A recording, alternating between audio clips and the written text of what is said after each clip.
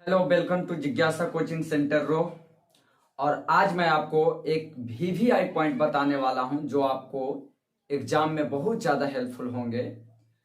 क्या होता है, क्वेश्चन आपसे पूछा जाएगा कि अवतल दर्पण और उत्तल दर्पण में अंतर स्पष्ट करेंगे। अवतल दर्पण और उत्तल दर्पण में अंतर स्पष्ट करें, तो मैं आपको बताता हूं कि अवतल और उत्तल में कैसे अंतर बताना है।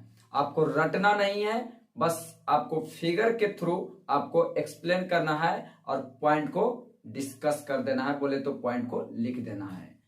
और अवतल और उत्तल दर्पण में क्या करना है कि फर्स्ट ऑफ ऑल आपको एक फिगर माइंड में रखना है। क्या करना है? फिगर माइंड में रखना है और उसी के अकॉर्डिंग हम सारा पॉइंट को लिखेंगे।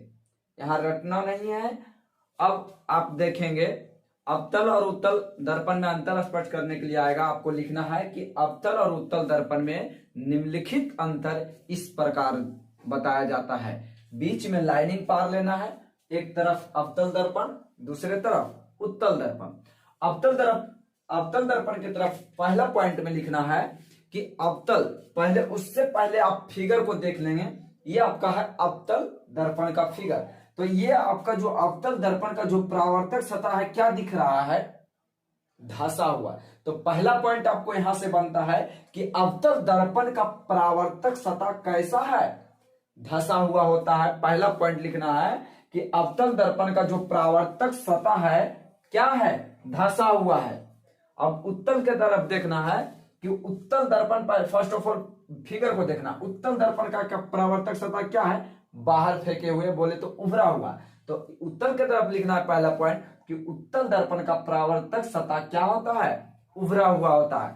अब अवतल की तरफ सेकंड पॉइंट में देखना है कि अवतल दर्पण को अभिसारी दर्पण भी कहा जाता है। अवतल दर्पण को कौन सा दर्पण कहा जाता है? अभिसारी दर्पण कहा जाता है। क्यों?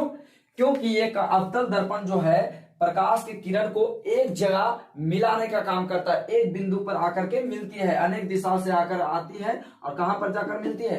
फोकस पर मिलती है। और एक बिंदु पर अनेक दिशा से होकर एक बिंदु पर आकर मिलती है, उसे हम क्या बोलते हैं? अभिसारी बोलते हैं। तो अवतल दर्पण को अभिसारी दर्पण भी कहा जाता है। नेक्स्ट है उत्तल की तरफ देखना है कि उत्तल दर्पण को अपसारी दर्पण भी कहा जाता है। अपसारी क्या होता है? अपसारी का कहना है कि एक बिंदु से होकर अनेक दिशाओं में फैलाना।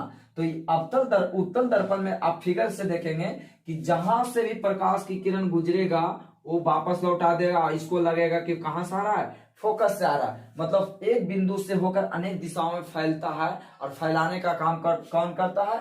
अपसारी। इसलिए उत्तल दर्पण को अपसारी दर्पण भी कहा जाता है।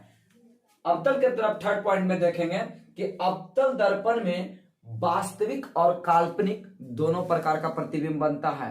अवतल दर्पण जब हम फिगर अवतल दर्पण का छो कंडीशन है, जब छो कंडीशन यहां पर हम फिगर के अकॉर्डिंग बताएंगे तब आपको समझ में आएगा कि अवतल दर्पण में वास्तविक और काल्पनिक दोनों प्रकार का क्या बनता है?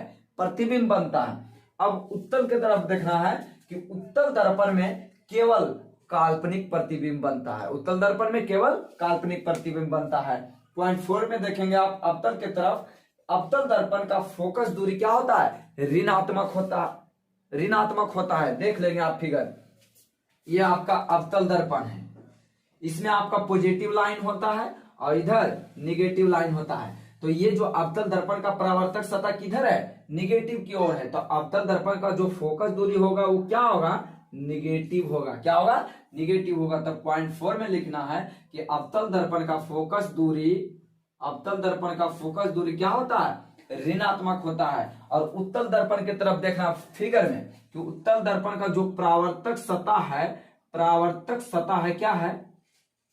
और ये परावर्तक सतह है, लेकिन आपका जो सेंटर है क्या है? दर्पण के पीछे है और ये दर्पण के आगे है। यहां से एक और पॉइंट अपने से जोड़ सकते हैं, लेकिन आपको यहां से देख रहा है कि ये आपका फोकस है। तो क्या लाइन है? ये लाइन जो होता है क्या होता है? पॉजिटिव होता है। और दर्पण के लेफ्ट साइड क्या होता है? निगेटिव होता है। तो ये जो आपका फोकस दूरी क्या दिख रहा है? धनात्मक, बोले तो पॉजिटिव दिख रहा है। तो उत्तल दर्पण का फोकस दूरी क्या होगा? धनात्मक होगा।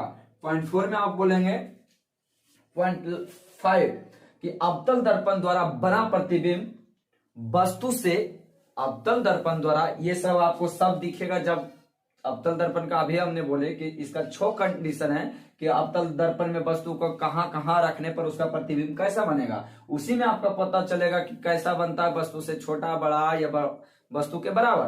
तो अवतल दर्पण द्वारा बना प्रतिबिंब वस्तु से बड़ा, छोटा या वस्तु के बराबर बनता है।